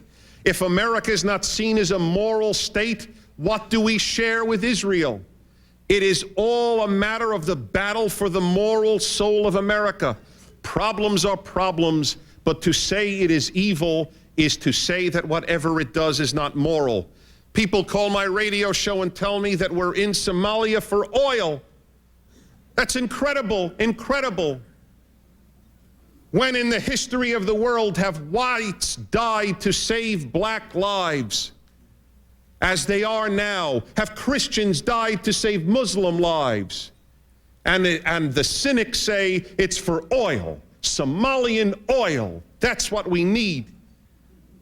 This is what needs to be fought. We are there as we are in Bosnia dropping food, and I wish, frankly, we did more, but we are the ones to drop food. When Bosnian Muslims wanted help, they didn't say, where is Switzerland? They didn't say, where is Saudi Arabia, our fellow Muslims? They said, where is America? And America answered.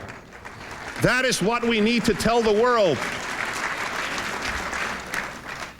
Number two, it has been fashionable since the Vietnam War to knock the military industrial complex, as if we have, as one activist on behalf of demilitarization said, missile envy, that it was really a Freudian perversion on our part. That's why America liked missiles. Ladies and gentlemen, it is time for us to understand. We Jews of all people should understand. It is the military that liberated Auschwitz, not words, not negotiations. It will be the military that will stop the terrorists of the world, not negotiations, not understanding.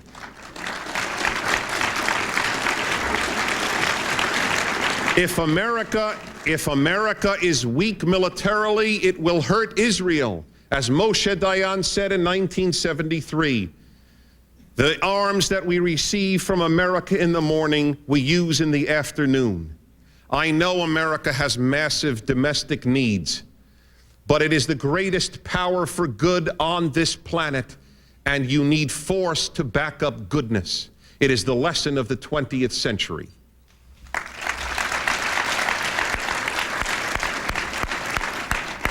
Number three, there are three major challenges to morality as the basic value of society in America. We Jews must fight them. Number one, there is a trend in America to understand evil rather than to condemn it. I will give you a micro example. When my son was about 2 years old, a 5-year-old boy in a park, clearly practicing to become a Nazi, walked over to him and just out of nowhere pushed him down, and my son hit his head on the concrete. My son wasn't particularly hurt, and that's not the part of the story that's relevant. What's relevant is the mother's reaction to the boy who pushed my son down. She walked over to him and she said as follows, "What's bothering you, darling?" I knew one thing about that woman, only one thing. She went to graduate school.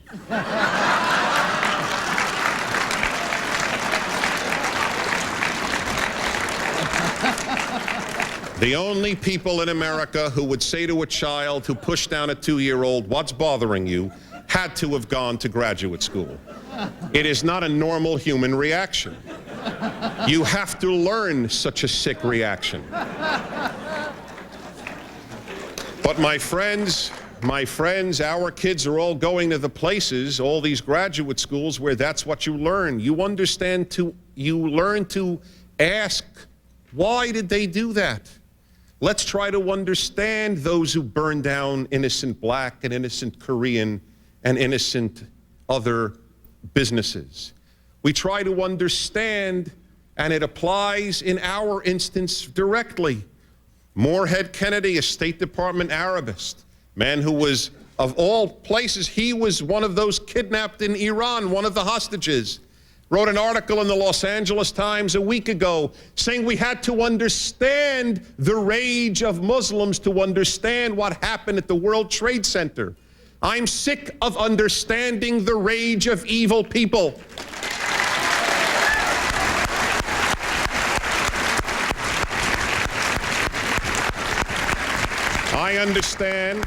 I understand the rage of the white Nazis in Germany. They're unemployed, they're lost, they had no background of values in Eastern Germany. I understand Nazis, but it's more important to identify Nazis, not to understand Nazis. We have it backwards. The people who did this thing at the World Trade Center need not be understood. They need to be condemned. That is what needs to be understood. Next, moral equivalence. This was in great popularity during the Cold War. The U.S., the USSR, oh, like two scorpions in a bottle, I heard all the time from various segments of the intellectual community. You can't choose morally. It's one superpower against another superpower. I hear it all the time. I hear Auschwitz and Hiroshima always lumped together as if they are moral equivalents. There is a tragedy with Hiroshima. It is not the same thing morally as Auschwitz. And the Washington Post in 1982 had the very famous line when a PLO terrorist was killed. One man's terrorist is another man's freedom fighter. Everything is morally equivalent. There are no differences. So too, an expulsion is an expulsion. When Israel expels Hamas, it's the same as when the Nazis expelled Czechs from Lidice, actually killed them. But what's the difference? As in the rhetoric of our time, everything is regarded as morally equal. In this regard, I cannot not use this opportunity, and I debated this tremendously with myself. I have very tough debates with myself. Part of this idea of moral equivalence, a superpower is a superpower, killing is killing, as if context doesn't matter. Context determines all of morality. Every rape is intercourse, but not every intercourse is rape. Context determines whether intercourse is rape. Context determines whether killing is murder or killing is a good thing. There's good killing and there's bad killing. There's good intercourse and there's evil intercourse. So in this regard, I need to say a word with very brief word, because this is not the prime issue in Jewish life, but it is not a non-issue either. Spying is not always spying, any more than killing is always killing, or expulsions are always expulsions.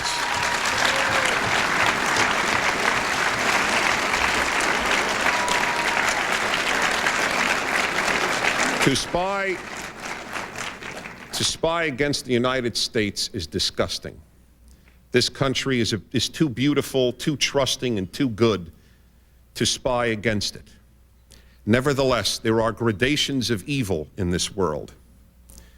If Jonathan Pollard were Jonathan O'Brien, I would feel the same way.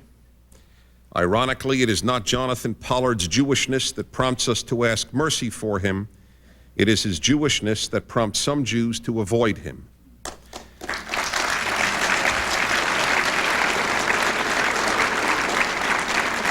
If an American of English ancestry had spied against America for Britain while Britain was fighting for its life, most Americans would ask for some mercy. Context determines everything. It doesn't justify in this instance, but it does render it rather different than spying for those who wish to destroy America. The third moral calamity that we need to counteract, we Jews, is the new trinity of the university. Christianity has a trinity, the Father, the Son, and the Holy Ghost. Jews have a trinity, God, Torah, and Israel. And Stanford has a trinity, race, gender, and class. This new trinity is attempting to subvert the first two trinities, and I am scared witless by it. The attempt to reduce human behavior not to values, but to pigmentation, genitalia, and money is the opposite of everything we Jews have tried to teach the world since Sinai, that it is values that first and foremost determine human behavior. Whether you are black or white, whether you are rich or poor, whether you are male or female, there is one set of 10 commandments for all of you. This is being undone, and we must try to undo what is being undone.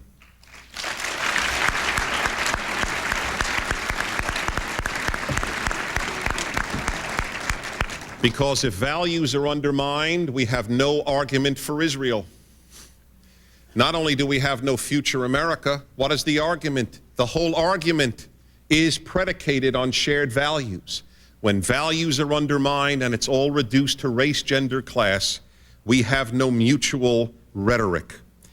My motto, my dear friends, is the one I end nearly all my radio shows with. It's taken from Viktor Frankl, the Jewish psychoanalyst, who went through Auschwitz.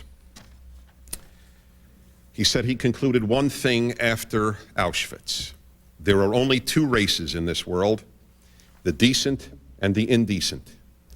That is what we have to scream, we Jews, because everything else reduces things to pigmentation, to genitals, and to money.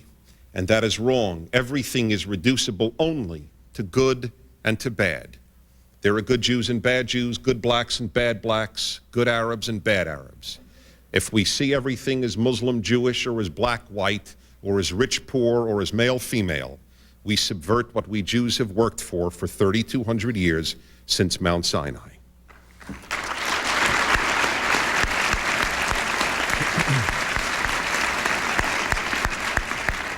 Number 6, we must fight the pacifist strain in parts of American life.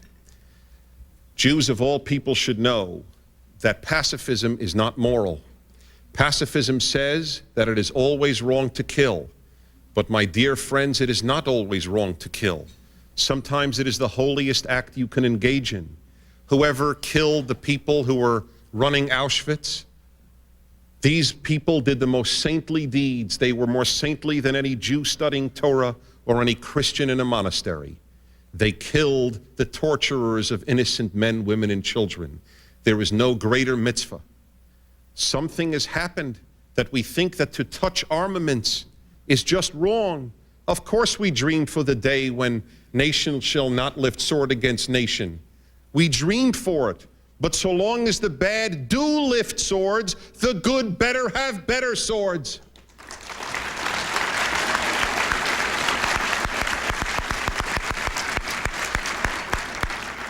That there were Jewish communal leaders who opposed America's going to fight against Saddam shows how deep the inroads of non-Jewish pacifist thinking have made in Jewish life. I personally believe that any Jewish official who opposed going to war against Saddam Hussein and still thinks he or she was right should take a leave of absence from active Jewish life.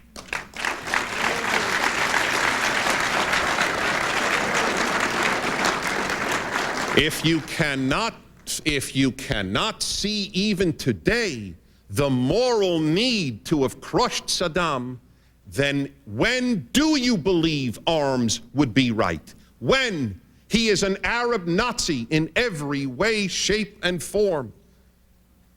Number seven and final. A de-Christianized America is not in our Jewish interest. It is, I will talk about this when I talk about the next thing as I go into Jewish life itself. So I will begin now with part two, the Jewish soul. Suggestion number one for Jewish life. And this is a direct lead-in from the last idea. We Jews have a very long memory. I will never forget a woman called my show once. She said, you know, isn't it time for you Jews to forgive and forget about the Holocaust? It's 50 years now. I said, ma'am, got to tell you something. You probably don't know this, but every July or August, Jews still fast for an event that took place 2,500 years ago. So why don't you give me a call in about 2,400 years, and maybe we'll consider it.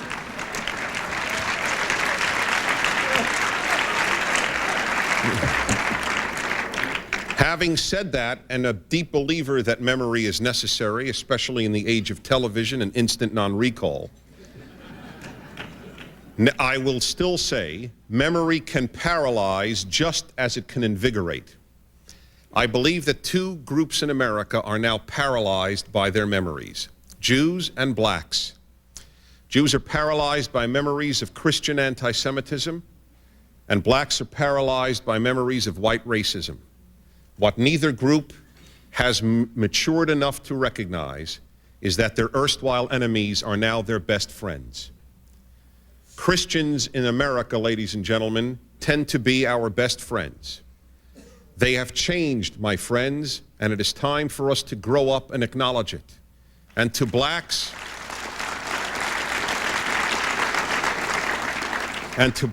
I say the same thing. Whites have changed, my friends, and it is time for you to grow up and acknowledge it too. It is very comforting to sit back and think that you're hated. It makes everything you do so simple then. But if the people who hated you have changed, the Hebrew statement is that where a tzaddik stands, or I should say where a Baal Tshuva stands, where a penitent stands, a tzaddik cannot stand. A righteous man does not even stand. Christians of America have done penitence, and it is time for us to acknowledge that fact.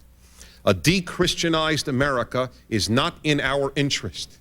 To put it very bluntly, my friends, in my city last April, those were not Christians who were burning down my city.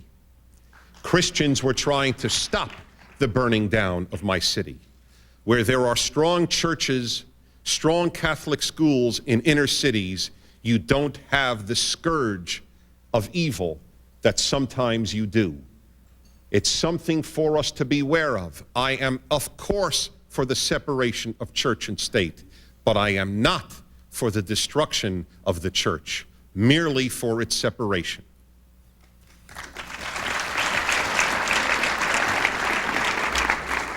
Suggestion number two is related. We Jews must reach out to evangelical and other Christians. There are Jews who tell me we can't ally ourselves with such Christians. After all, even though they're so often passionately pro-Israel, it's because they have a theological agenda. They want us to come to Jesus. To which my answer is, wonderful. That is the best possible permanent support we can have.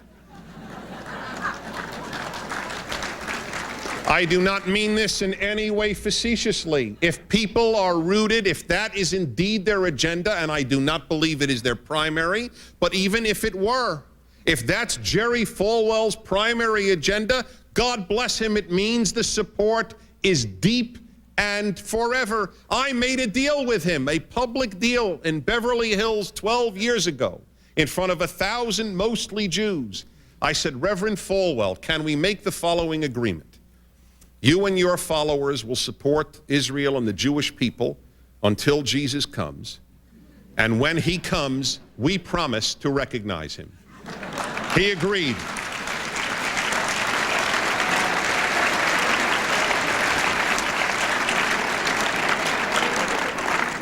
I can't think of anything more Jewishly foolish and self-destructive than rejecting Christian support because there's a theological agenda attached to it. So what? So what? Who has an absolutely, totally pure, disinterested agenda? Jerry Falwell announced, I heard it during the Arab oil boycott in '73, when the universities where Jews have a great deal of respect for were not quite particularly pro-Israel.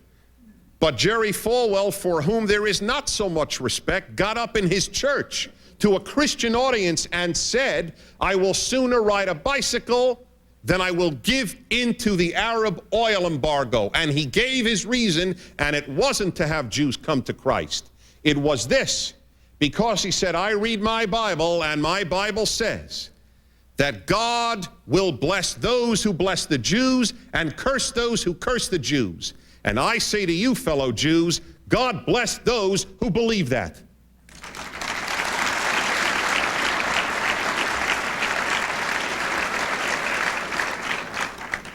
Incidentally, I believe it too. Just want to be on record. I believe that too, and history has shown that. Number three, we must reach out to Muslims. There is no need in the world. There is absolutely no need for there to be a Muslim-Jewish rift. We have the same Father, and we have the same Father above.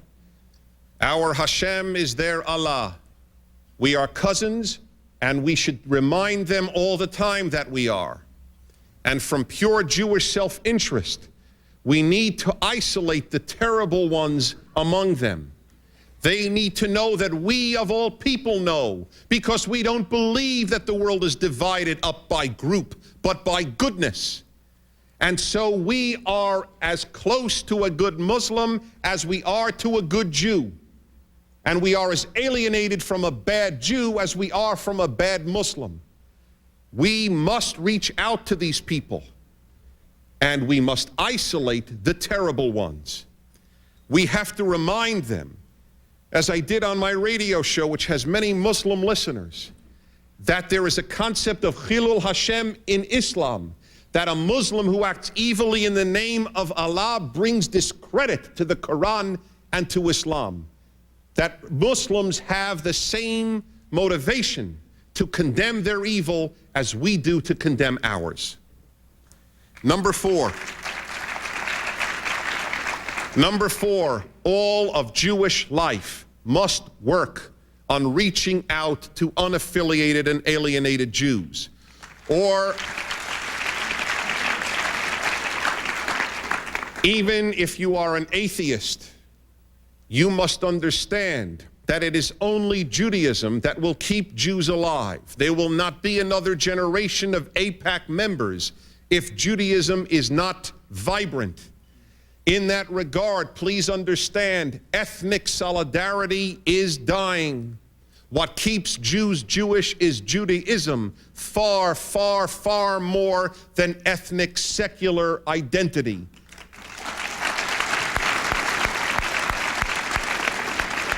Lest I be misunderstood, Judaism is Judaism. I am not speaking for orthodoxy, for reform, or for conservatism. I am speaking for all of them.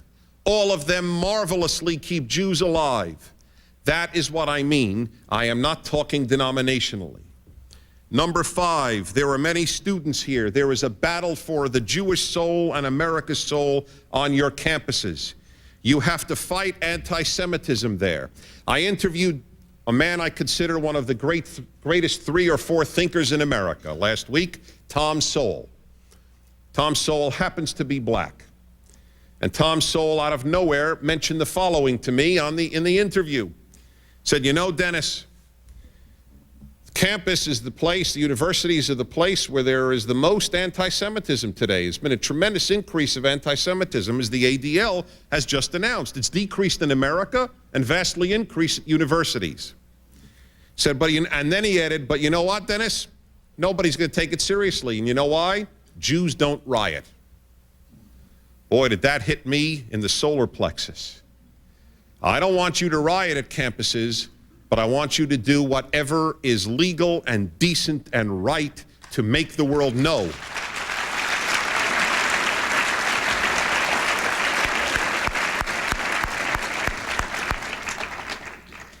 Ladies and gentlemen, America would be a different place and Jews would be a much healthier people if Jewish academics were actually Jewish.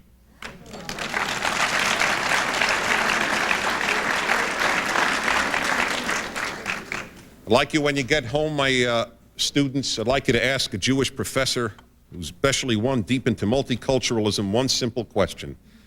Professor Schwartz, why is it, sir or ma'am, that you have such a passion that every culture on earth express itself except the one you were born into?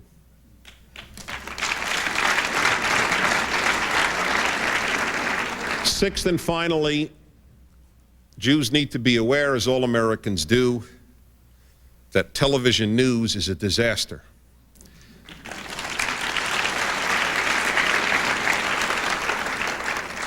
I comment on news for a living. I read foreign newspapers and God knows how many journals. I am very, very well versed in the news. One of my secrets is that I never, ever, ever watch television news. Let me read to you. It is all trivialized. It is all sensationalized. It is all, if it didn't get on video and it's not action, we won't tell you it happened. That's the motto of TV news when it's not adding incendiary devices to cars. Zave.